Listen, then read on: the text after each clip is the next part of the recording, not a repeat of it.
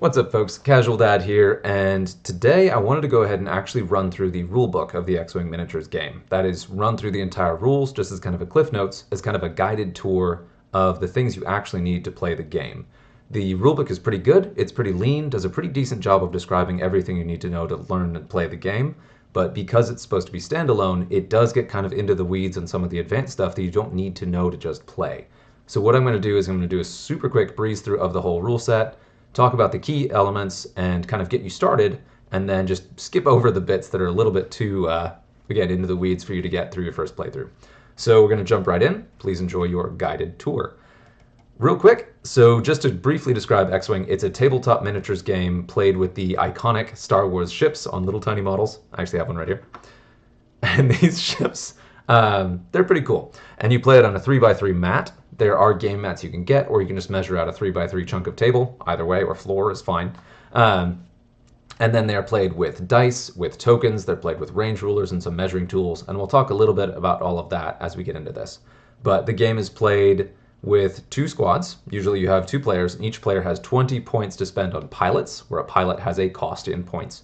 And then each pilot also gets a certain number of points to spend on upgrades.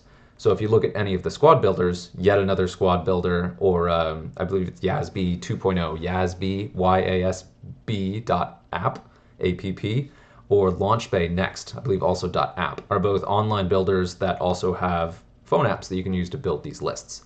Now, squad sizes are a minimum of 3 ships, no matter how much you spend, and then a maximum of 8 ships. So you can never have more than 8 ships, you can never have fewer than 3, and they should be within your 20 squad points.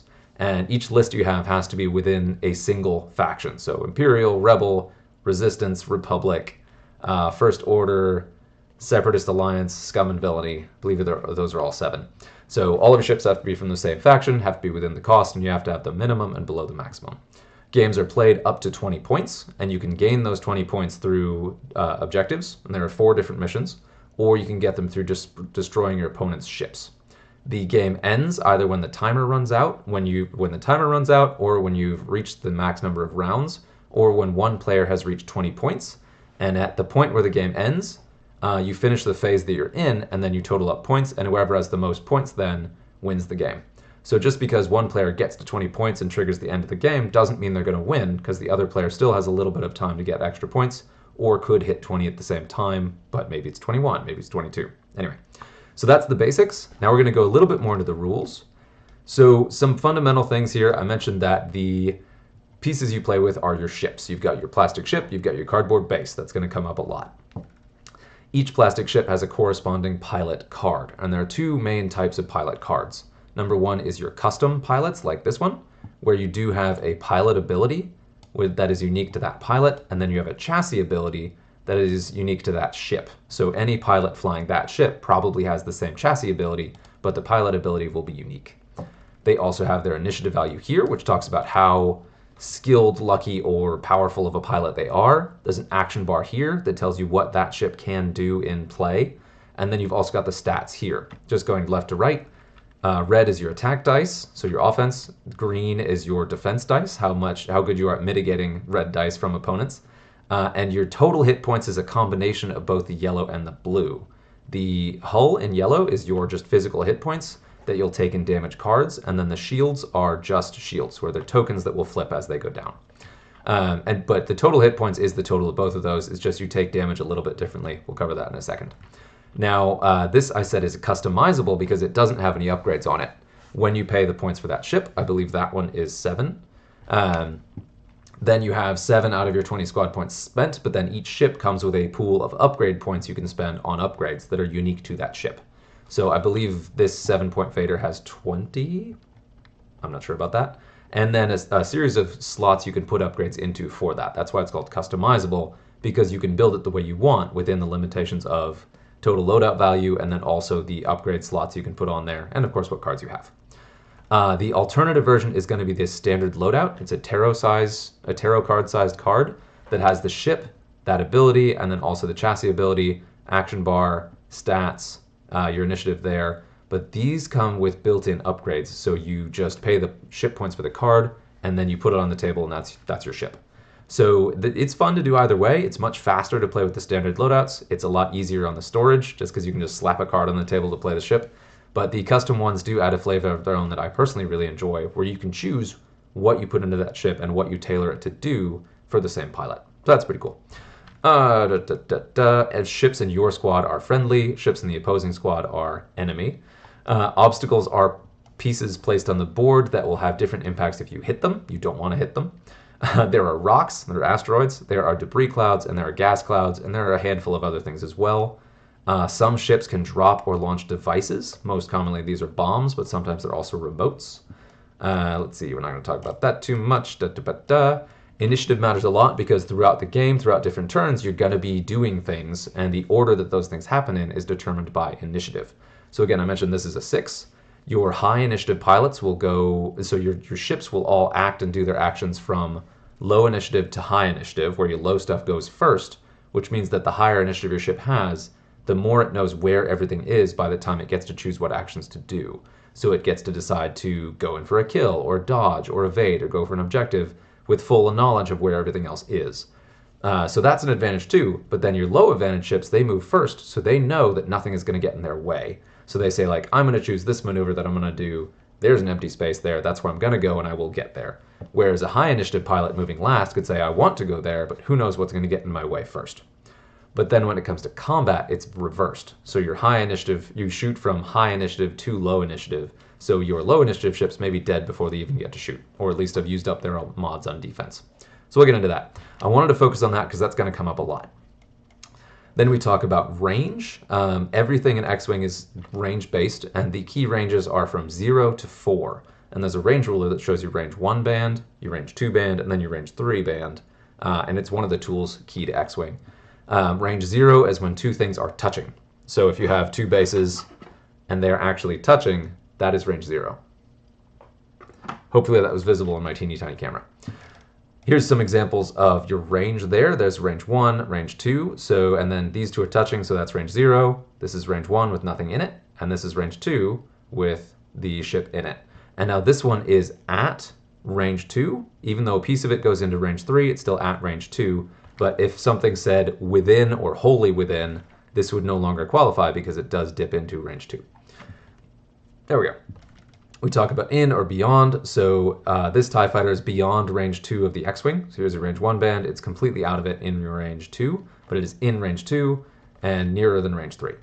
Anyway, let's see. Mission points, we already talked about that a little bit. The different scenarios at different points. I believe all of the scenarios give you 1 point per gain you get from them, except, I shouldn't even say that because there's one that gives you 2 situationally. We won't get into that. Ship sizes, let's see. So I mentioned the scenarios. If you got a starter set, you should have the card packs for the scenarios. If not, you want to go to the AMG documents page, and there's a whole document on the missions that'll give you more details about that. I'll leave that there. Ship sizes, there are 3 different ship sizes in the game. There are your small base that I've looked at here. Then there's an intermediate size that's your medium bases, and then there are your large bases. Each one has different advantages and disadvantages. The bigger ones usually have more hit points, or more expensive, have better offense, but they're harder to fly. Because they're bigger, it's a lot easier to hit other stuff, to get blocked, and it's a lot harder to kind of turn around. And they tend to have worse dials, which we're going to get to in a second. Here's your ship layout. This goes into a little bit more detail here with our same 2 pilots we already saw. So pilot name and subtitle. There's the pilot name. There's the subtitle. You may see a lot of different copies of the same pilot. Like there are many Darth Vader options, but all of them have a different subtitle that defines which one is which in writing. Got your initiative value there. We already talked about that. Got your faction right here. That's the faction marker. So again, every ship in your squad should have the same faction marker. You've got your ship stats, which is these here. You've got your action bar, which is this here, or, sorry, this here at the bottom, or this here on the right. Then you've got your text box, which is there that has both your pilot ability and then your chassis ability. Ship type, where's that? There it is right there. Oh, look at that. That's nice. And then upgrades. Okay, so upgrades is going to be unique to that standard loadout because it's only printed on those standard loadout cards, where the custom ones, of course, you can swap out the upgrade cards independently. Setup. So just real quick about the setup, you have your 3x3 board. The common thing to do is to place your center objective first. So you take 3 of the corners of the board and you fold them to the middle where they touch. You slide an objective marker under there, fold your corners back, and that's dead center of your board. That's your centerpiece. And then each player has a set side, complete directly across from each other, and then when they deploy their ships, everything is within range 1 of their backboard edge. If any piece of a base ends a turn off of a board edge, even by a smidge, that ship is immediately destroyed. It has fled the play area, so watch out for that. Let's see, so you gather forces, you build your lists, and then there's some other stuff in here. Player order, at the start of every single turn, you will choose... Well, excuse me, at the start of every single turn... Well, no, hang on. This is kind of a funny bit here. So what you do is there's a planning phase. No, this is correct. Okay, I'm sorry. So at the start of every single turn and at the beginning of the game, you are going to roll to see who has first player. The reason you do that is because say you both bring an initiative 6 ship, how do you decide which one goes first? It's this roll off. So you take 3 attack dice, your red dice usually, you roll them off, and then the winner is the person who has the most crits. If that's a tie or one player doesn't have, or nobody has any crits, then it's the most eyeballs, then it's the most hits. So a single crit will beat any result that doesn't have any crits, but 1 crit, 1 eyeball, and on down the chain. So this has some details on that too, but that should be kind of, hopefully that's fairly self-explanatory. Your 3x3 mat, you place your obstacles, and each player takes turns placing those, and this has instructions on exactly how to place them. I'm not going to go into that, it's there. In short, you place them beyond range 1 of each other and beyond range 2 of a board edge. So you can't place them too close together and you can't place them too close to board edges. They do have to be kind of in the middle. Then you place your forces. This is in reverse initiative order, with the lower initiative being placed first. And again, depending on who is first player, we'll place the shared initiatives first. So if you both have an initiative 1, whoever has initiative places theirs first. Which is a disadvantage because then you playing second, you know where it is. But then if they still have initiative in combat, they will then shoot first, even if you have shared initiative. Pair other components, that's your cards, your stuff, everything. You will have a damage deck that you will want to shuffle up at the beginning point here. And then here is play. Now this is going to look like a lot. We'll go ahead and zoom through this. So different upgrades have different tokens, and there are a lot of these out there. You got to be kind of aware of that. So looking at the ship, I mentioned that Vader had those 2 shields. These are shield tokens. They are blue on the active side, and then as you lose them, you flip them and they turn red to mark that the shields are down. Then you've also got those force charges I mentioned. That's unique. That is specifically force, and it's limited to force users. And again, those are marked on the card with that little up arrow that says that one of those recharges every turn. So you've got Luke over here. If he spends both of his charges in a turn, at the end of that turn, he will gain 1 back and still have 1 empty. But then if he doesn't use it, he'll gain a second 1 back at the end of that turn.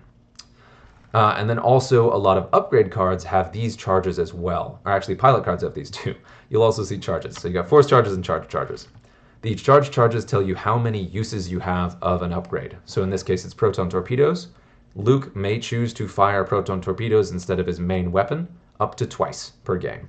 Each time he does it, he will spend a charge. These will flip from yellow to red to mark that they've been used, and you continue with the game. So it's a really powerful weapon, but it is limited, so you can only fire it twice. And if the game continues after that, you don't get more shots of that. And note that these are not marked with the recurring arrow. This, unfortunately, should show the recurring arrow that we saw on Vader right here. So there's that tiny up arrow that tells you how many of these go up per turn. Now, in extremely rare cases, you'll see more than 1 triangle. There's a Separatist relay that has 3, which means that it recharges up to 3 charges every turn. And then I believe there's one with a down arrow that shows that it actually ticks down every turn. So we'll go ahead and go back to that. Then again, yeah, you've got some things. There are upgrades out there that let you improve your hit points. So right here, you'll see a +1 shield. So instead of putting out, 2 shield markers for Luke, you'd put out 3. This TIE fighter has no shield, so this would then give it a single shield charge. Let's see, what did I miss? Oh, and then these symbols also tell you what type of upgrade that is. I mentioned that ships have different slots, so they can take different upgrades. So this, for example, is a talent. Only a ship with a talent slot can spend their loadout points to take that. This is a modification. Every ship has modifications, but almost. Man, so many exceptions. All right, so play. There are different phases. So first, there's the planning phase, where you both look at your dials and you choose what you're going to do in the first turn. The key part of that is picking the moves of the possible moves available to your ship and choosing which one that ship is going to do. Ship by ship, you pick what's on your dial and you place it face down on the board next to that ship so that Your opponent doesn't know what you're going to do next, and you don't know what they're going to do. But that's your planning phase. At the end of the planning phase, so at the end of the planning phase, once you have set your dials and you've chosen what you're going to do, that is when you will roll at the beginning of each turn to choose who has initiative that turn. It can change every turn. So you do the same roll you did at the beginning, where you roll your attack dice, choose your, and see who wins, so who is going to be first player. Again, because if you have two ships that have the same initiative value, 1 and 1, 6 and 6, 4 and 4, whatever, that will choose for you which one will act and go and move and shoot first. Next up is the system phase. There are specific abilities that mention the system phase, otherwise it's somewhat unimportant. Activation phase is when you go in ascending initiative order from 1 to 6, and your ships choose to move. And what you do is the ship who has initiative, so say you're initiative 1, you'll flip your dial, you will execute that maneuver, which is to put the template down and move the ship, and then at the end of that, assuming it is able to do so, it has the option to do one action. It could be a scenario action, or it could be an action that's on the action bar, which you saw here. Then in the engagement phase, you go in descending order, where your top initiative ships shoot first, and then it goes down. So 6, 5, 4, 3, 2, 1, 0. And that's where actual combat happens. And then the end phase is where you do cleanup. So some tokens expire at the end of the turn. You'd go ahead and clean those up. You'd remove ships that have been destroyed in the final phases. Etc. We'll get into that in a little more detail in a second. So phase 1, the planning phase, you set your dials. And this is an example of a dial. Right here, very nice. So it shows exactly how you do it. So you'll rotate this until this hash mark right here is lined up with a move you intend to do. And each move has a direction marker, a straight, a bank, or a hard turn. And then there's some advanced maneuvers that you see that do a little bit more than that too. And there are guides elsewhere in this too. Oh, and there's an example down here. So I do want to take a quick pause here and talk about the components. Here are your dice. These are your templates. These are what you actually do to make your maneuvers. This is a turn counter, which you can use a d20 or whatever you want to do to mark what turn it is, so you can choose, or so you can see how close you are to the end of the game. This is a great map of the player area, where you've got your range 1 player edge, and then we've got your range 1 opponent's edge. That's, again, range 1, and then your 2 box in the middle. This is all range 2 from the board edges, and all of these objectives are ranged, or these obstacles, these are asteroids, are range 1 at least away from each other. This also is your damage deck. They look a little different, but that's just where you will draw cards to take damage once you're into hull. We'll touch on that more again in a bit. So here we've got the dial. This shows all of the possible maneuvers a single ship can do. And then let's see, so this is perfect. Here's a great example of how I do this. And I want to take a minute with this because the dial mechanic is one of the things that makes this game so good and why I love it so much. So you choose your dial, right? So here you've got a 2 bank, and it's speed 2. So you look for the number 2 on your template, and then it is to the right. So you'll line up one end of this with the base of your ship, which has little pegs that you'll set that into, and then you hold them down tightly, you pick up your ship, you move it to the end of that template and plant it down at the end of that move, and that is executing a maneuver. So there you place the template, you pick up and move the ship, and boom, you go over there. And now these do have colors, right? So the white ones are just white, they're standard maneuvers. The blue ones are easy for the pilot and ship, so they will remove certain status effects and tokens. The red ones are hard, so if you do a red maneuver, you will then gain a stress. If you have a stress, the ship cannot perform actions. So you sacrifice the extra positioning and coolness or speed of doing that advanced maneuver, but you lose your actions, which we'll talk about more in a second. But then if you are stressed and you do a blue, that will remove your stress. So we'll talk about that soon. Talked about the system phase. The system phase is when you would drop bombs, when some abilities trigger. Well, they'll say in the system phase, during the system phase, at the start of the system phase. So this is right here, just, it goes. Just like executing maneuvers, you go from your initiative 0 or 1s up to your initiative 6s. Yeah, and it's really funny too that even in the rulebook, they're just like, the system phase happens, it'll come up card by card. So there we go. There is a key thing here. If your ships bump, reference this section. This talks through how to remove ships from the board so you can cleanly move your ship without bumping anything. Bumping is a very common part of the game, but also position is so important in X-Wing that they have specific rules for how to avoid bumping ships. So right here, you put a little cardboard marker down there so you can move the X-Wing without bumping it. Personally, I would have put the cardboard marker on the outside because the template still bumps that, but whatever, you do you. Activation phase. So this again is you've chosen your dial, you have done the roll off to see who's first player, then you do activation. So you pick your ships in initiative order. If you have multiple ships with the same initiative, you get to choose which one acts when it is your turn with that initiative. So you flip your dial, you execute the maneuver like we just looked at, and then you perform an action from your action bar or a scenario action or an upgrade card. Execute a maneuver, blah, blah, blah, blah, we've done that. Performing actions. So yeah, so you've got your action bar. You can look at all the actions on there, and that's going to be a little bit further down. We'll talk about that. So you do your actions, and then it jumps to the engagement phase. And again, this is where shooting happens. So ships have moved, barring some really extreme abilities. So your initiative 6s will shoot, then initiative 5s, then initiative 4s, then initiative 3s, the 2s, 1s, 0s. So that can alternate player to player. If you both have a 6, if you have a 6 and a 5, you will go back and forth. So there is a little bit of this where you can choose, when I'm shooting early, do I spend my tokens or actions on offense and risk not having those tokens when I'm shot back, or do I hold them, sacrifice the offense for the defense later? That may or may not matter. So there's a lot of back and forth on that, but already covered that a little bit. One thing I haven't highlighted is attack arcs. Your standard ship, almost all of them have what's called a front arc. You can think of this like a quarters of the base but rotated. So this is your full forward arc, this is a side arc, rear arc. And most ships can only attack out of the full forward arc. So they have the attack dice. If a ship is outside of that arc, you can't shoot at it. If it's within it, even a little bit, even touching within it, you can shoot it. So you've got that visual example right here. This X-Wing does clip that range 2 band. This is a key example too because the X-Wing is technically at range 1, but it's not at range 1 in arc. So this would be a range 2 shot. So the ship's base must be in the attacker's firing arc, and the target must be at range 0 to 3 to be a valid target for an attack. We'll cover that more later, but that's kind of the key piece.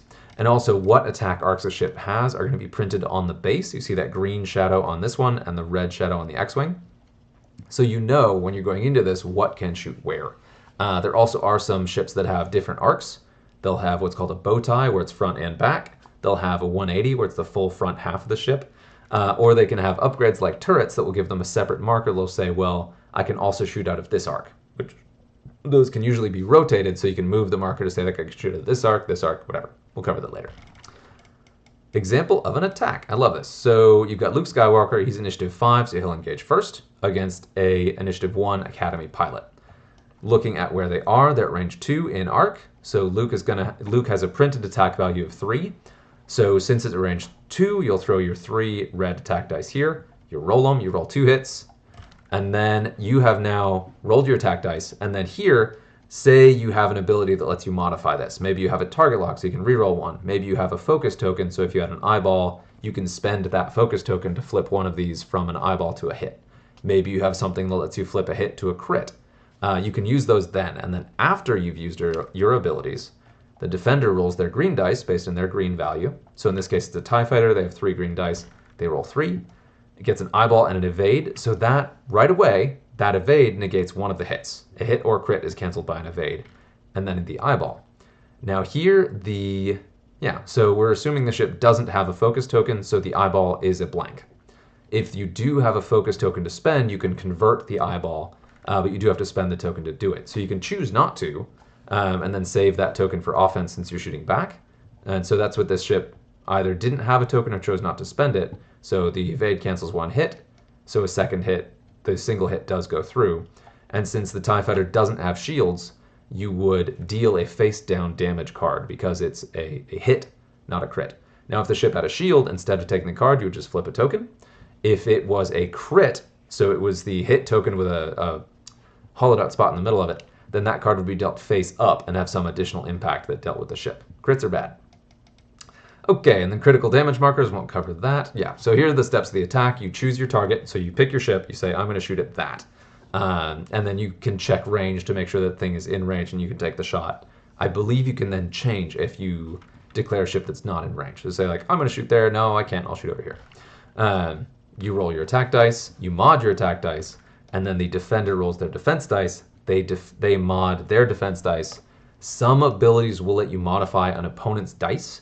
So when the attacker is rolling their dice, they modify them, then you modify them. Or actually, I'll check that. Anyway, we won't get into that. That's sort of the more complicated bit. You roll your defense dice, you neutralize results. So again, you'd like remove the evade and a hit result because those two would cancel each other out. You deal damage with the cards or shield tokens. Aftermath. So if there's any ability that says after you perform an attack, or after you perform an attack that hits, or after you perform an attack that misses, those triggers will trigger different things throughout the game. Then you've got suffering damage. I just mentioned this. So if you have shields, the shield tokens are flipped first. You cannot choose to suffer damage under shields first. So you can't just take hits and save your shields for crits. Active shield, inactive shield, hull value. And this hull value is reduced by every single damage card you have. So with a hull value of 4, if you have 2 damage cards, you have an effective 2 hull left. End phase is when you remove things that go away. So any green tokens or any orange tokens are removed at the end of turn. So in end phase, green and orange tokens go away. Your red tokens stay in the end phase. Winning the game, additional rules, actions. So we talked about actions here. This is going to be a quick summary of the actions. I'll go ahead and run through this real quick. We're looking at this action bar here, which is the focus, target lock, and barrel roll actions. This has the boost action, and then this is a linked action. If you see this right here with one action with an arrow to another one, that means if the ship performs the first action, in this case a focus, it can then choose to do an additional action, but it's a red action, so it'll be at the cost of a stress. So it can't do it if it's for whatever reason already gained stress by doing the first action, and can't do either of them if it was already stressed. But if it is not stressed, the option to do a focus and then do a boost is really good because reposition is powerful. Focus is one of the most powerful abilities in the game. To do both is very strong. So you want to watch for that because some ships are very powerful being able to do multiple actions. Linked actions, we just talked about that. Purple actions, those are ones where you can do it as if it was a white action, but you must spend 1 force charge, and you have to have a force charge to spend to do it. And so this is an example from one of the, I believe that's an Ada, one of the Jedi fighters, where it has the evade action, but only if it has extra force to spend and chooses to spend it on the action. Types of actions, here we go. So focus with the green focus token. We talked about this already. If you have any number of dice you've rolled, offense or defense, and you have eyeballs, any number of eyeballs, you can choose to spend 1 focus token to convert any of those eyeballs into evades if they're green, or into hits if they're red. Yeah, and those are use them or lose them. They go away during the end phase, but you can choose whether to use them or not. Say you take a shot from a plinky shot from a TIE fighter, it does you 1 damage, but you're about to take a shot from, a TIE interceptor that throws more dice and will actually do more significant damage. You can choose to suffer the damage and keep the token, and then use it, and hopefully use it later, and hope you don't blank out. Just want to roll all blanks with your dice. Calculate is just like a focus token, except that you can only mod a single eyeball. So if you roll 3 red dice and all 3 of them are eyeballs, 1 focus token can change all of them, whereas if you only have a calculate, you can only flip 1 of them. So calculates are dramatically weaker, but because of that, the ships that get those actions are cheaper, the cards that give those actions are cheaper, and you often have a case where you get multiple calculates, which is kind of cool, because then you could spend 1 on offense and still have 1 to spend later on defense, or vice versa.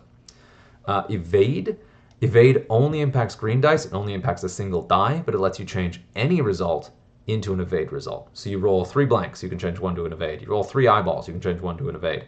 Evade's really powerful, but it's only against a single die, so it's always a bit of a gamble taking that one.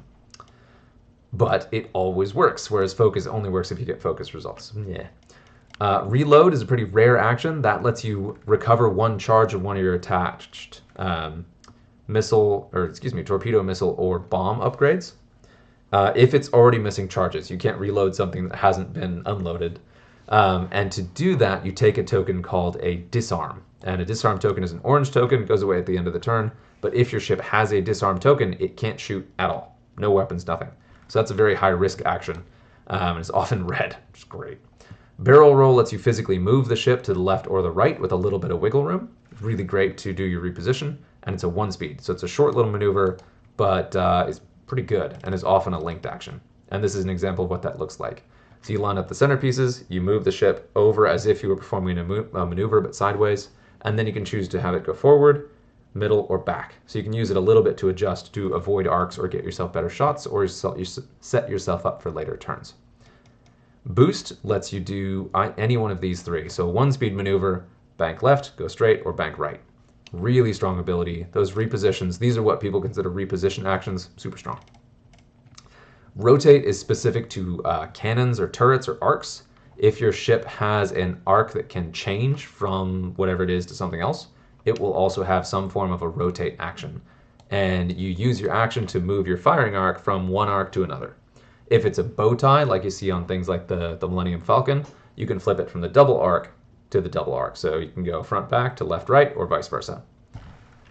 But it doesn't have to be one. So I could, if I have a single arc on a Y-wing with a turret, for example, say I've got my left arc, I could rotate that sucker all the way to my right arc, for example. A lock, that will then, you will place a lock token, a friendly token on yourself, so it's a blue token on yourself, a red token on your opponent, and then you pick one ship. One ship, so you perform the target lock action, you pick a ship at range 0 to 3, and you now have a target lock on that ship, and that stays until you use it.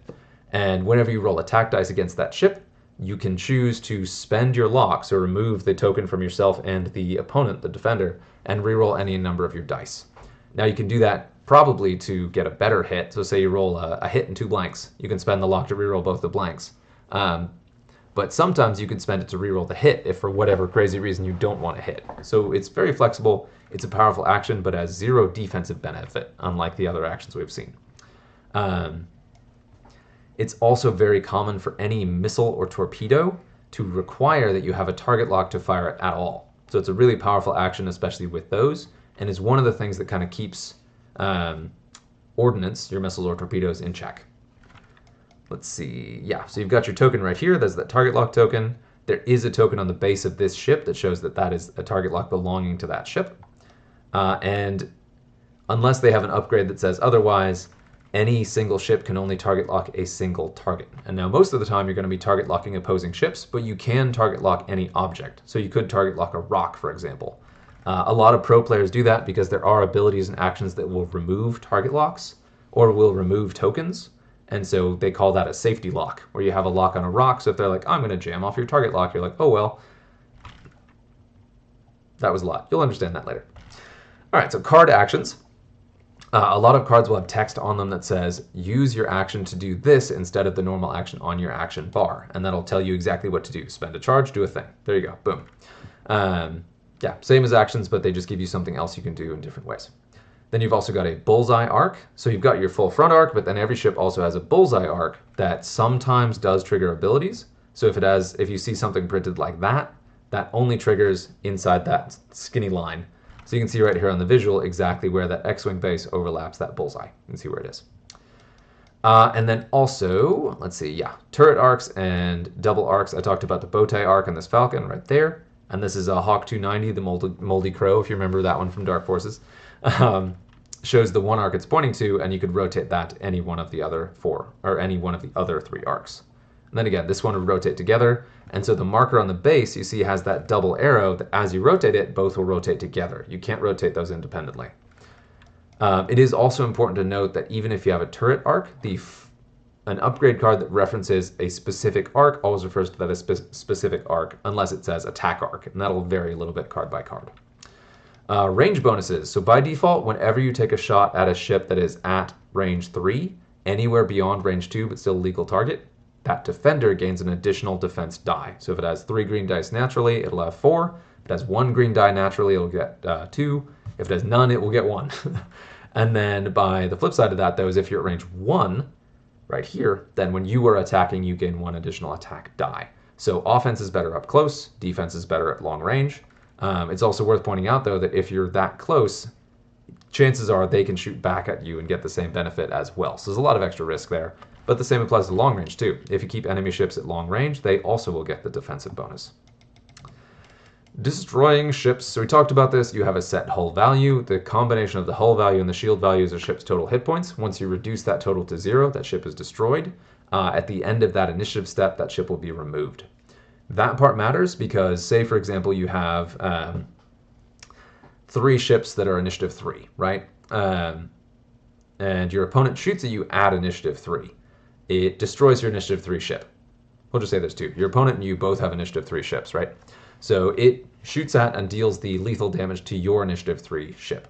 Since they're at the same initiative, your ship then gets to shoot back. If the attacker was initiative 4, it was during the initiative 4 step, which is higher, If it destroyed your initiative 3, it would be removed before it got to shoot back. That's where same initiative does matter, and where that regardless of who shoots first, everything in the same initiative band does still get to act in that initiative band, which is nice. I call it the, I forget what it's called, simultaneous fire. There it is. Ships of the same initiative are essentially attacking at the same time. Yep.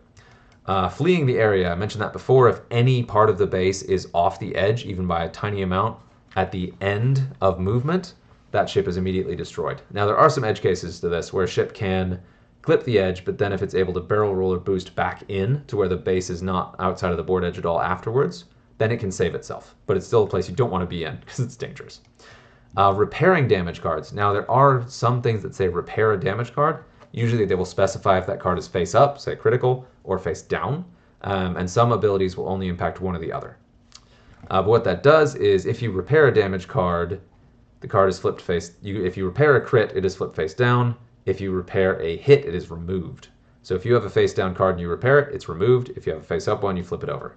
So repairing a face up card does not restore your hull value. Repairing a face down card does, because it removes the card completely. Upgrade cards, let's see, we talked about that already. Special weapons, yep. So your primary weapon is what's printed on your pilot card, and then a secondary weapon has a different arc. So you'll see in this is a teeny tiny little case here. Hopefully you can read that, but so it's got the X-Wing here has a printed value of 3 red dice in the full front arc. The proton torpedo weapon it has a printed value of 4 red dice in the full front arc as well, but has a couple different things on here too that we may talk about in a second. We'll keep going here. Okay, perfect, it does. Nice. Yeah, so say, for example, you have a Y-Wing that only has 2 native attack dice. You slap a missile on there. This one looks like a plasma torpedo.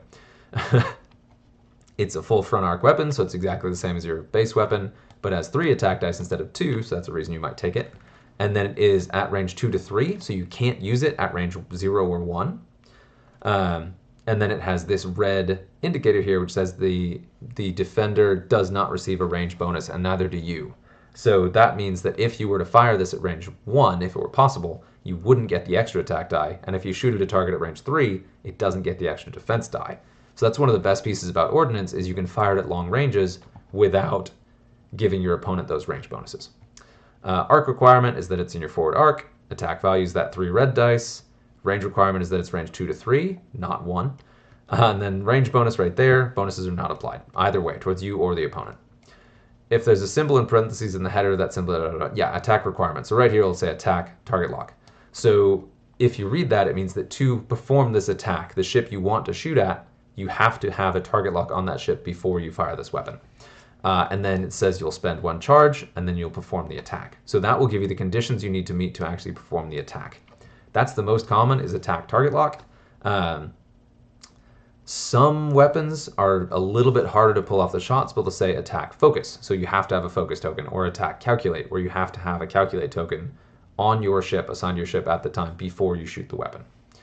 Charges and the force, we already talked about this a little bit, but here's a charge, and there's that handy dandy little recharge arrow that tells you this one recurs, which means it recharges 1 charge every turn. A lot of abilities are marked this way so that they are balanced a little bit, so that you can't do them every single turn. So say you've got 2 charges that recur, the ability says spend 2 charges. So you can only do it when your charges are full, but then it does recharge over every 2 turns. So proton cannons, for example, are like that, where you get this amazing shot, but then it will take 2 turns to charge back up for you to shoot again. And this here is the active versus inactive charges, and then of course there's the recovery arrow. Force is very similar. You've got that force value, then you've got this actually doesn't look like it has the recurring icon, it was interesting, it should. I guess that's old graphic, anyway. But yeah, active force, inactive force to show which is which. Increasing and decreasing maneuver difficulty. I talked about the blue maneuvers versus white maneuvers versus red maneuvers. If you increase the difficulty of a white maneuver, it becomes red. If you decrease the difficulty, it becomes blue. And if you increase the difficulty of a blue, it becomes white. If you you cannot increase the difficulty of a red. If it says increase the difficulty of the maneuver, you can't choose a red maneuver. Let's see.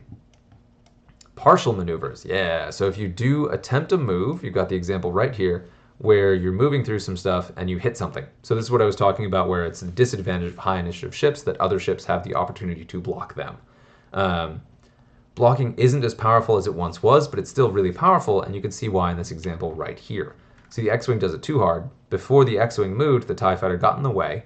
So the X-Wing tries to move, but it ends up landing on top of the TIE Fighter, so it has to bump back. And as it bumps back, it then impacts the Y-Wing, so it has to bump all the way back. So here's the overlap. It bumps back here, hits the Y-Wing, then it bumps all the way back to there, which is better and worse. It slows it down more. Couple kind of quibbles here to get in there. If your ship is blocked, if you hit an opponent, you have the option, if you're not stressed, you may take a stress token to do a focus or a calculate action, whichever one's printed on your bar, to gain that magic token, right? So you do still get a mod if you're blocked by an enemy ship. You also are at range 0 of that ship, so you can perform an attack with your printed attack value. So if you have 3 attack dice, like this X-Wing does, you can throw 3 of those, but you can't mod it at all. And then the defender can defend with their normal value of green dice, and they can mod it however they want. So they're a good option to have, but they're kind of an inconsistent in attack. But there's some goods and bads here for these ships here, right? So here the TIE Fighter did pull off the block, which is good because that meant the X-Wing couldn't boost, couldn't get away, couldn't do an objective action. The only action it could then do is that focus. But because it then bumped into the Y-Wing, the X-Wing gets to pull back a little bit, and now here you count the bump as whatever thing first triggered the bump, right? So you only bump the Y-Wing because you bumped the TIE Fighter, so you count as having bumped the TIE Fighter, so you get the option to do the focus or calculate action. So that ship can still take the red focus action, and then if it was at range 0, it couldn't spend that token on offense, but since it's now bumped back to range 1, now it can. That got a little bit complicated, but this is a really good visual example of how that works with written stuff or how to get through that. That will get pretty simple, or much simpler fairly quickly. But yeah, so this is much worse for the TIE Fighter because the X-Wing still can take the focus. Now it's not touching, so it will get the die bonus, so it's throwing 4 dice that it can then mod because they're not touching anymore. So that was actually didn't work out well for the TIE Fighter. If the Y-Wing wasn't there, you would stop at step 3. The X-Wing would end the move, touching the TIE Fighter, have the option to take the action, but you would still be touching, right? Let's see, and that's overlapping enemy ships. And we are more than halfway through. We're trucking through it, so you're doing great. And then if you hit a friendly ship, so say, for example, you look at this example, and these were reversed, right? So the ship that you hit first was the Y-Wing instead of the TIE. Then you will take, let's see. Yeah, then you skip your action completely. You get no action, not even the red focus, and then you roll a single attack die. And if it's a hit or a crit, you will take A damage. Not a critical damage, but A damage. So that's a really bad penalty. You don't want to hit yourself because you can do damage to yourself. So the ship that actually moved, I should make that very clear. X-Wing flies, bumps Y-Wing, rolls an attack die. Say they get a crit, that's 1 damage. Not critical, just damage, whether you roll a hit or a crit. Yeah, but then it gets no action. Whereas if you bump an enemy, you at least get that focus action. So do not self-bump, it's bad. And this is all just covering what we already talked about there. So I talked about red maneuvers. Those are advanced maneuvers. These are a couple examples of them. This is a K turn or a choreogram turn where you do a straight maneuver, but then at the end of it, you flip your base completely so you're pointing back the direction you came. Very useful maneuver to get back into the fight and to get behind ships and kind of flank them. This here is a Talon roll where instead of the straight maneuver, you do a hard turn and then flip the same way. But that one's cool because you can choose if you want to go forward or back. So you have a little wiggle room to move around stuff and get in or out of offending arcs. And then the other is a Segnor's loop, which is an angled maneuver where you do a bank instead of a hard or a straight, and then otherwise do the same thing. Of the 3, the most flexible is that Talon roll, but it's also the shortest. So the choreogram turn and the Segnor's loop are both really good for letting you overshoot opponents or get into odd spots.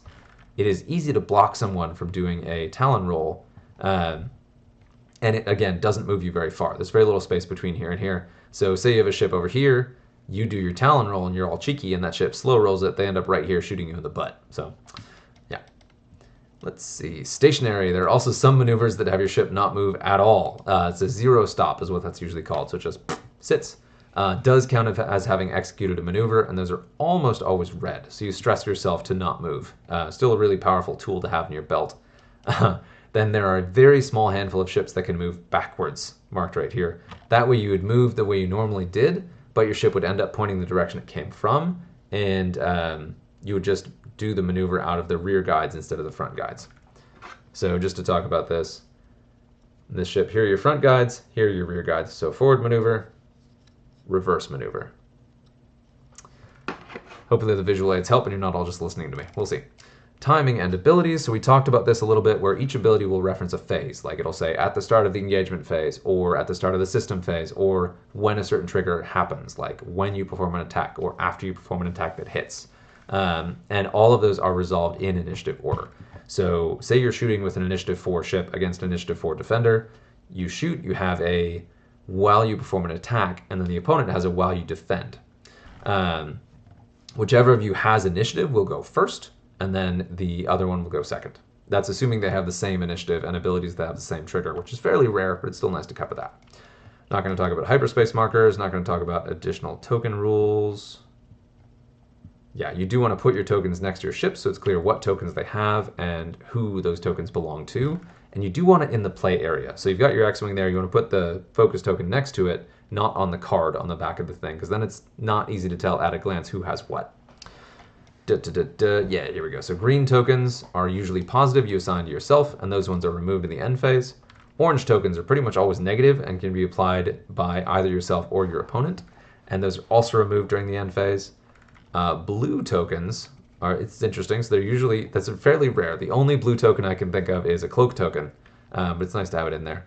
Usually have positive effects and are removed as specified by the token, so cloak is a weird one. So that stays on in the end phase. You wouldn't clean up your blue tokens. And then your red tokens are square. So this also says, let's see. Yeah, round token, round. So green and orange are circles, blue is square, and red is square. Red tokens have negative effects, and they're removed by the token's effect. Usually, if you do a blue maneuver, it will remove one of each type of red token. We'll get into that in a second. Some other tokens. Disarm we talked about. While a ship has a disarm or any number of disarms, it cannot attack at all. They're removed at the end of a turn. Ion is a weird one. I'm going to actually read the effects here because this has been changed recently, where some weapons will deal ion tokens instead of or in addition to damage. So a ship is considered ionized. But there's a lot to this. So it's by base size, right? So if a small base ship has a single ion token, it is ionized. While a medium base has 2 ion tokens, it is ionized. While a large base ship has 3 ion tokens, it is ionized. And when a ship is ionized, it cannot acquire or maintain locks. When it becomes ionized, it breaks all locks it is maintaining. So that is important. So no enemy ship can target you for a target lock. No, the ship itself can't. So it can't, if it becomes ionized in a turn, it can't then acquire a target lock. And also if it had a target lock before it became ionized, that target lock is removed. One thing that I mess up though, is that any enemy ships that have you locked keep their lock. So you've got a defender and a Y-Wing. Y-Wing has a target lock, defender ionizes it. Y-Wing immediately loses the lock it had, but the defender keeps the lock it had. TIE defender is a poor example because there's attacker defender. Anyway. Yeah, and in the activation phase, if a ship has enough ion tokens to be ionized, it does a 1-speed maneuver, and you can choose whether that would be a bank or a straight turn. So you can do a 1 bank either way or a 1 straight. So say for your ship, for your dial, you would set a 2 bank, and that would be a 1 bank maneuver. And then once you do that, you can only take the focus or calculate action. Hang on, let's see. Nope, you can only perform the focus action, so you can't calculate. Wow, so it's extra harsh against droids. And then you remove all of your ion tokens. So if you have 5 ion tokens, you still will remove all of them after you perform an ion maneuver. It can be beneficial because that lets you do a slow speed maneuver that's blue, and a lot of ships out there don't have slow maneuvers, and they definitely don't have the slow bank maneuvers in blue. So there are occasions where you will intentionally ionize yourself to do this. Let's see. Yeah. Yeah, here you go. Yeah, Ino ship cannot perform any action except focus. Okay, so there's some weird stuff there, but we won't worry about that. Strain tokens are another one. It's funny they skipped over stress tokens. That's interesting. Or did I miss it? We'll get to that, I suppose. So we still got more tokens coming, but this does reference the strain token. A strain token reduces your green die value by 1 per token, I believe. At least, No, I think it's so no matter how many strain tokens you have, you roll one lower defense dice. So if you have three, if you have four strain tokens, you'll roll one less die until all of those strain tokens are removed. Um, so if it executes a blue, you remove one. So if you have multiple strains, it takes some time to clear them. But then every time you're shot at, you remove one strain token as well. So if you have three strain tokens, if you're shot at three times, if you're still alive, you should be clear of your strains. Bombs we talked about a little bit. We'll look at those in a bit.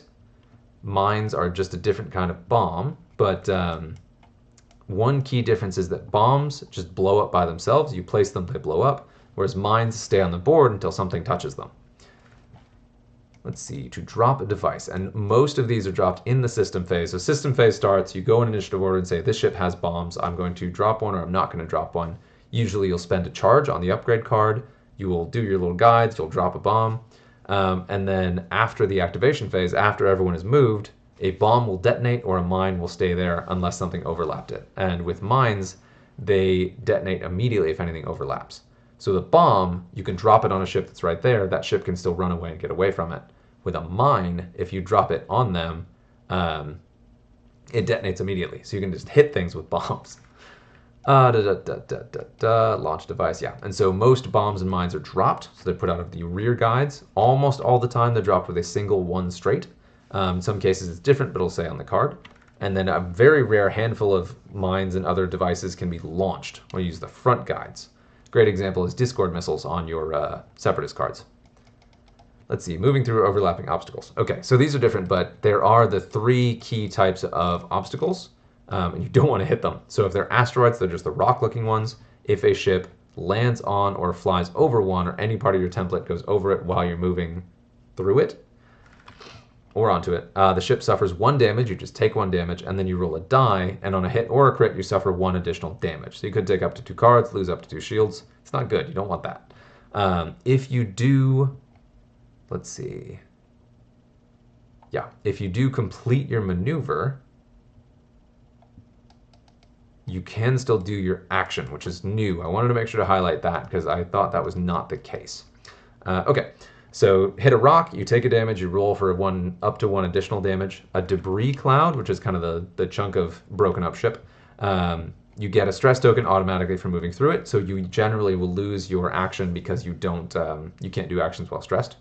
And then roll an attack die. On a hit, you take a damage. On a crit, you take a critical damage. So that's one of the ones that can still do critical damage, so that's extra dangerous. And that one doesn't technically cost you your action, but because you're gaining the stress, usually it will remove your action. Let's see, gas cloud. So the gas cloud, when you go through it, it breaks all of its locks and all locks on it. So say our scenario before, there's a Y-wing versus a tie. We'll just call it a tie. They have target locks on each other. Y-wing goes through a gas cloud. It loses its lock on the tie, but the tie also loses its attack on the Y-wing, or a target lock on the Y-wing. Then you roll one attack die. On a hit, the ship takes an ion token. If it's a small base, it will become ionized immediately. On a crit result, the ship is assigned 3 ion tokens. So there's always a slim chance if you go over a gas cloud with a large base that even that will be ionized. While a ship is at range 0 of an asteroid, debris cloud, or gas cloud, it cannot perform attacks. So you can't shoot while you're overlapping any of these rocks. While the ship is at range 0 of a gas cloud, the ship cannot acquire locks and cannot be locked. So you can park something on a cloud temporarily to give it defense against like missiles or torpedoes, for example. Obstruction. So when you perform an attack, if the closest point from base to base is through an obstacle, and you can check this. Usually it's somewhat obvious, but it's always handy to check it. That attack counts as obstructed, and generally that means that the defender gets an additional defense die when you shoot at them. So say you have your X-Wing shooting at a TIE fighter through a rock, instead of 3 green dice, it will then have 4. Now this stacks with the range bonus too, so if you're shooting an opponent through a rock at range 3, it will, instead of 3 dice, it will roll 5. So it gets 2 additional green dice if you're attacking and it is both obstructed and at long range. Squad building, we already talked about this, so you get your 20 squad points.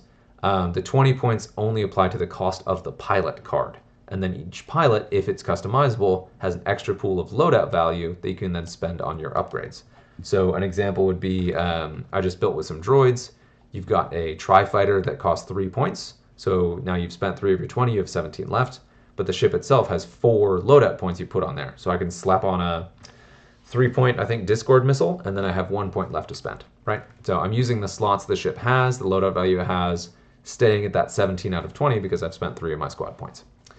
Yeah, and there is, so I should highlight this. I talked about the squad builders. I really love them. There are also just spreadsheets that show you all the values for the pilots and upgrades in the X-Wing documents. Talked about the factions, one of the 7. Builder keywords. Ooh. Yeah, okay, so some ships require certain keywords to take certain upgrades. The most common example is going to be Mandalorian. Only pilots with the Mandalorian keyword can equip Mandalorian upgrades. Squad points, we got that. Loadout points, got that. Loadout value, got that.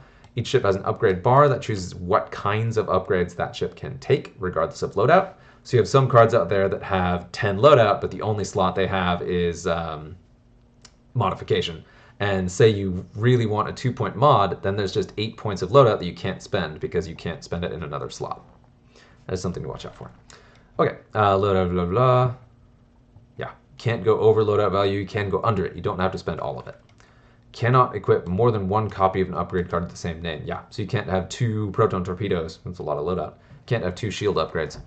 Limited. Some cards have pips. There'll be a little dot on it that tells you can't have more than 1 of it. So some of them have multiple pips. So there's like the Precise Hunter.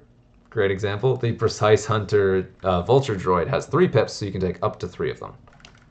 But Luke Skywalker has 1 pip. You can only take 1 Luke Skywalker, of course. Then we've got the scenarios here. Scenario 1, I refer to as... Scenario 1 is called Assault. This one I believe I call the beeping one. Each satellite they control. Yeah, so no, this is area control. So Assault is area control. You gain points by having more ships at range 0 to 1 of an objective than your opponent. And you can gain multiple objectives. And there are 5 satellites. So it's area control with 5. So you really need board control with a lot of ships in different places to really score highly in the objective on this one. And these all have the same rules we talked about, where the scenario ends if you have the number of turns where one team has wiped out the other team, or if either player gets to 20 points. Let's see, number 2 is Chance. This is the one where you have that middle objective. This is just a dogfight. There are 2 unique things about this, though. Number 1, if you deal enough damage to a ship, combination of shields and hull, to be more than half of its total, so say it had 6 total, if you take it down to 2, so below that half mark, then you will get half points for the ship, even if you don't destroy it. So you have a way to get objectives without completely destroying ships, or to get points for them without completely destroying them. And then also there's that center objective. There's a bubble of range 0 to 2, and whichever player, if a player has a ship at range 0 to 2 and the other player has none, that player gets 2 points, the player who controls the objective. If both players have at least something at range 0 to 2 of that, they both gain 1. So that's a cool kind of balanced back and forth way to do this one. I really appreciate that change to Chance. And you look at this one, you're like, why even have an objective at all, right? One of the kind of key reasons behind this is that it encourages players to actually interact and fight, where if you didn't have that, they could play KG around the edge of the board and just avoid engagement to try to get like the ideal shot, which is a way that people really enjoyed playing back in the day. And it was a lot of fun. I could see not having the objective on this one, but personally I really like how it changes play. You can still play the same way you did. There's just some incentive or some ability for counterplay. If another player wants to engage and the other player is avoiding them, the player who wants to engage can just earn some points off the objective and force that engagement on more favorable terms. And then last we have Salvage. I think that's last. No, there's 2 more. Okay, Salvage is a weird one. In Salvage, you have 5 supply caches. People call this mission crates because the objective marker, your action is when you get within range 0 to 1 of an objective marker, you can do an action to pick up the crate. And then that ship is counted as towing a crate. There's some limitations on how you can move if you have a crate. And at the end of every single turn, during the end phase, if your ship has a crate on it, it generates 1 victory point. But if you take a face-up damage, if you take a critical damage, you immediately lose the crate. If you do an advanced maneuver, you cannot boost or barrel roll unless you choose to jettison or drop the crate before the activation phase. So in the system phase, you could be like, I'm going to drop this crate so I can do a boost, for example. That's a weird one. This is a lot of players' least favorite scenario, and it's an uphill battle no matter what you're running. Some factions, First Order, are particularly good at this. I think it's one of the more interesting ones, but it's definitely an uphill battle. But I kind of enjoy the way it plays, even though it is very challenging. And then there's Scramble. Our last scenario only has 3 objectives. And in this one, it's the beeping one, where you get to an objective at range 0 to 1, you spend an action to flip it to your control. And then you can fly away. You don't have to stay on it once it's beeped, but there is always the chance for your opponent to take it back. So that is the 4 scenarios in short, and that is it. You have made it. Look at this quick reference. There is a moment here to talk through some of these tokens. So a couple extra things here that are not in the key rules. And I want to take a minute also to address some of the questions I actually got from newer players, which I should have mentioned that I was going to do at the beginning so people actually stick with me, but we'll see. Talked about it, you've got your planning phase where you set your dial. After the planning phase, you choose initiative. Get your system phase where things like bombs often trigger. A lot of ships have the option to move in the system phase. And there's some other stuff too. Then you have activation where your ships in ascending initiative order will actually move and do their actions. Then you've got engagement where in descending initiative order, your ships will actually perform attacks.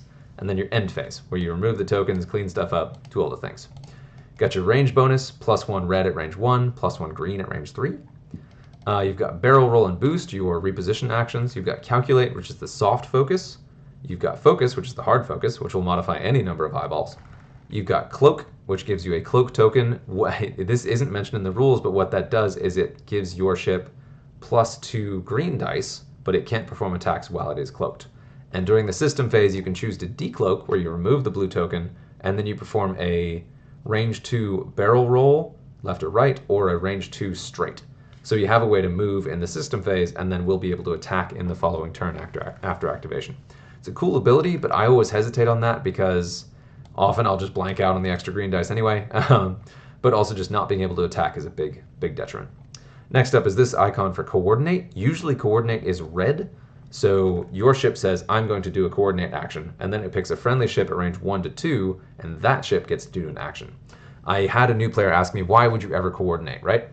2 of the biggest reasons you would ever do this. Number 1 is initiative order. Say you have an initiative 1 coordinator. It moves first, which is cool. So you can move before anything else does. So you can pick up a crate before someone else grabs it, or you can get around a rock or pull off a key block. So if you have an initiative 1, it can then coordinate another ship. So say your initiative 1 coordinator moves into a spot to block another ship, and then because it's just there to block, it could then coordinate another ship to do something more valuable, or have that ship also block. So say you could have an initiative 4 then boost into a block position so that an initiative 3 ship bumps it, so you've got your bump. So that ship can only focus, can't do a scenario action, whatever. And then your initiative 4 gets to move after, so you get the double benefit of pulling off the block, an unexpected block, but then also getting to do your own action. Another common case is the double modify. So each ship can only do a target lock or a focus usually, right? So you have a ship with proton torpedoes, you really want to land a hit, you move your coordinator up, it coordinates the attacker with a focus token, then that attacker activates and moves, and it takes a target lock. Now it has both a target lock and a focus, so you can reroll your dice, and then your odds of having all hits, all crits, or eyeballs is higher, so then you have the option to modify things with a focus as well. A focus token is not as good. A focus token is good, a target lock is good. The two together are extremely good. So coordinate is a way to give your ships double actions where they wouldn't otherwise have them. Yeah, those are some really key moments where you would use coordinate, and it's a very valuable tool. Oftentimes also your coordinator is a fairly cheap ship, like if you got a 3-point pod or an escape craft, and then the ship you choose to coordinate is a much bigger, more valuable piece, like a Decimator or YV666. You could give that YV666 a reinforced token, which they really want, and then that YV would be available to do a focus action or whatever you want. Or if you have a ship that you know is going to bump and wouldn't get another action, you could coordinate it to have a barrel roll so it doesn't get blocked, or you could coordinate it to have a target lock so it has the target lock even though it bumped. So there's a lot of stuff you can do with coordinate. It's really powerful, but it is one of those things where yes, you are giving up an action on one ship as a 1-to-1 so that another ship gets an action. But there are a lot of things that make it a really strong ability That's why it's range limited and why it is usually red, and most of the carriers that can do it are fairly expensive or just don't do much else other than coordinate. Talked about evade, talked about target lock. Jam is an orange token. Most of the time you apply those to enemy ships. So you've got like a jamming beam, which you shoot at them. If you hit, you apply jam tokens, or it's an action you just do to an opposing ship, which it would be right here. A ship at range 1 gains 1 jam token. I believe that's also been errated, where a ship at range 2 in your bullseye can gain a jam token as well. So you can do a little bit for the jam. But a jam will remove an opponent's green token or target locks, your choice. So you can say, I'm going to jam you, you take that target lock off so you can't shoot your missile. Or I'm going to jam you, you lose that evade token, or you lose that reinforce, so my shots will be more meaningful against you. Similarly, that is using your action to remove someone else's action. So just like coordinate is gaining actions in a 1-to-1, jam is losing actions in a 1-to-1, but can be really powerful when you need it. Great thing about that is there are a lot of weapons out there that apply jams as well as doing damage, but there's usually some kind of sacrifice.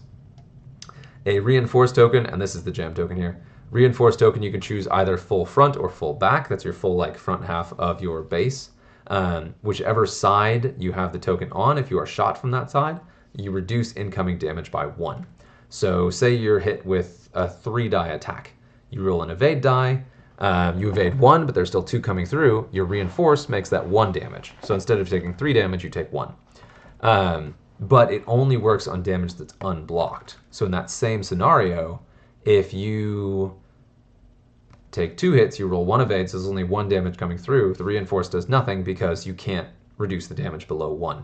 But still, in ships with a whole bunch of hit points, that makes it frustratingly slow to take them down. So that's a very strong case for why you would reinforce, or where you would coordinate to give one of your ships a reinforce, or you would jam to remove one from an opponent. That's reinforce. Reload, we already talked about. It lets you recover a charge on an upgrade you've spent a charge on. Rotate lets you flip your turret arc or your firing arc. Slam is a weird one. So when you do a slam action, so say you do a 3-speed maneuver, then you do a slam action, you gain a disarm token to do another maneuver of the same speed. So you can do a 3 straight and then a 3 hard, for example. It's at the cost of doing basically anything else because you can't be coordinated into it, you can't do any other actions with it, and you can't, you gain that disarm, so you can't shoot after you've done it. It's cool to get into position quickly, and there are some upgrades and pilot abilities that let you remove the disarms, you can still act, but there's always a cost. So that's a weird one, but a cool one. We already talked about these. Yeah, okay. So we talked about all the tokens. This is a stress token I mentioned. Your red maneuvers give you stress. Anything that gives you stress gives you stress. Any red action gives you stress. Talked about Ion already. Talked about all these. Some upgrade cards have what are called conditions. They're just little markers you'll apply that'll do specific things based on the card. That is the big stuff. Let's see, so that is your breakdown of the entire X-Wing Miniatures game rulebook. Hopefully that was helpful, kind of breaking down how it works. Of course, there's some nitty-gritty stuff, you can get into that. Let me take a look at the questions I received real quick to go ahead and make sure I address these.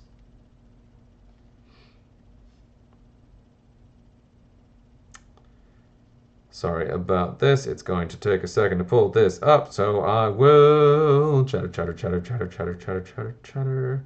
Chatter, chatter, chatter, chatter, chatter, chatter, chatter. I love user questions. So if anything comes up in this, ask me a question. I'll either use it to inspire a future video, or I'll go ahead and put it on here. Oh no. There we go. Let's see. And this is a new player who asked some questions, so I wanted to make extra sure to answer these. So, yes, all right, so we got the questions. How are charges regained? Usually they're not. So if you're looking at charges on proton torpedoes, you spend those, they're gone. Yeah, so most of the time charges are not recovered unless they have the recurring marker, you have the reload action, or you have some card ability that lets you gain them back. In Scum, there's a talent called Cutthroat, whereas your friendly ships die, you can use that to either remove a stress token or recharge your non-recurring upgrades like your missiles and bombs. Several of those have been errated to where they can't be recovered though, so watch out for that. Let's see, and how actions are done, right? So typical action base, you do the planning phase, pick your dial, activation phase hits, that ship moves. At the end of the move, after it has gone through the whole process of moving and the complete maneuver, you get to choose the action you do. And there are a lot of other situations that do more than that, but that's like move, do an action. from your action bar, from your upgrade cards. If you bump, you do the focus of the calculate, and so on. But that's the basics of it. And in general, assume that one ship has one action per turn, because usually that's about it.